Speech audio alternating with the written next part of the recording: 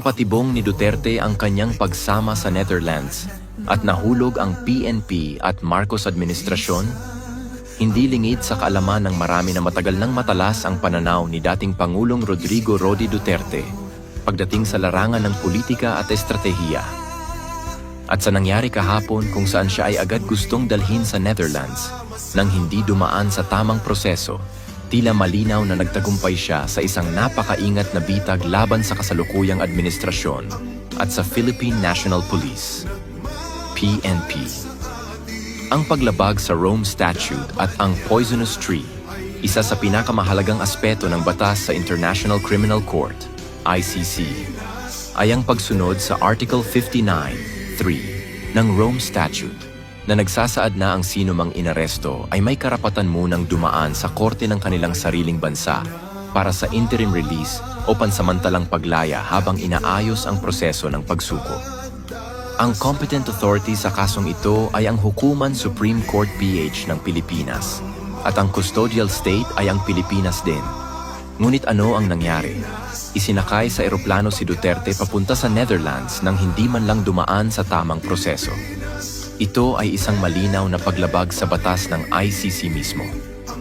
Ibig sabihin, anumang kasunod na hakbang mula sa paglilitis hanggang sa anumang hatol ay maituturing na fruits of a poisonous tree. Sa madaling salita, kung ang mismong pagkakaaresto ay may depekto, lahat ng ebidensyang susunod ay maaaring ibasura. Ang pakana ni Duterte. Bakit hinayaan niyang mangyari ito? Maraming nagtatanong, bakit hindi lumaban si Duterte? Bakit tila tanggap niya ang nangyari?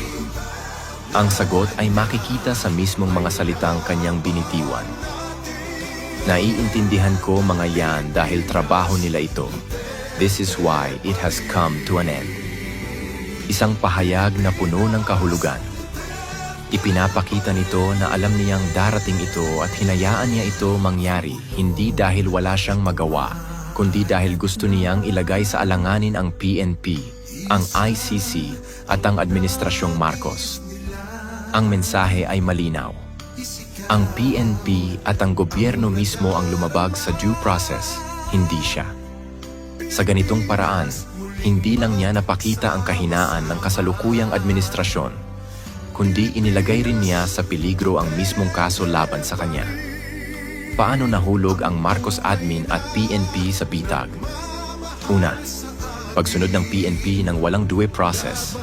Sa halip na siguruhing dumaan sa Korte ng Pilipinas, agad nilang isinuko si Duterte sa ICC, isang hakbang na labag sa batas na kanilang sinusunod.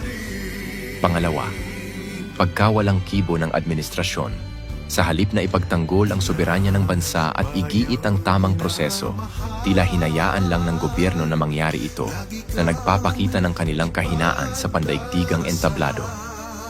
Pangatlo, pagtibay ng argumento na may bias ang ICC. Dahil sa hayagang paglabag sa Article 59(3), lumakas ang argumento na ang ICC ay hindi patas at ginagamit lamang laban sa mga pinunong hindi kaalyado ng kanluran. Ano ang posibleng mangyari ngayon? UN Security Council Intervention. Ang mga bansang tulad ng Russia at China ay maaaring kumilos upang suspindihin ang ICC proceedings laban kay Duterte gamit ang paglabag sa Article 59(3) bilang matibay na batayan. Pagkawasak ng kredibilidad ng ICC. Kung ipagpipilitan ng ICC ang kaso laban kay Duterte, maaaring tuluyan itong mawalan ng kredibilidad, lalo na kung mapatunayan na ito ay naging isang kasangkapan lamang ng politika. Kawalan ng legal na basehan sa kaso. Dahil sa fruits of a poisonous tree doctrine, posibleng maibasura ang kaso laban kay Duterte na magbibigay sa kanya ng isang makasaysayang panalo kahit pa nasa Netherlands na siya. Isang matagumpay na estratehiya. Sa unang tingin, maaaring isipin ng iba na si Duterte ay talunan sa sitwasyong ito. Pero sa mas malalim na pagsusuri, lumalabas na siya ang tunay na nagwagi. Hinayaan niyang mahulog ang PNP at ang Marcos administration sa isang bitag na sila mismo ang lumapastangan sa batas, isang hakbang na maaaring magresulta sa pagbagsak ng mismong kaso laban sa kanya. Kung sakaling ito ang maging dahilan ng pagbagsak ng kredibilidad ng ICC, Masasabi nating nagtagumpay si Duterte sa pinakamalaking laban ng kanyang buhay, hindi sa pamamagitan ng dahas, kundi sa pamamagitan ng isang maingat at matalinong estratehiya. Good luck, Mr. President Bongbong Marcos and PNP Torre.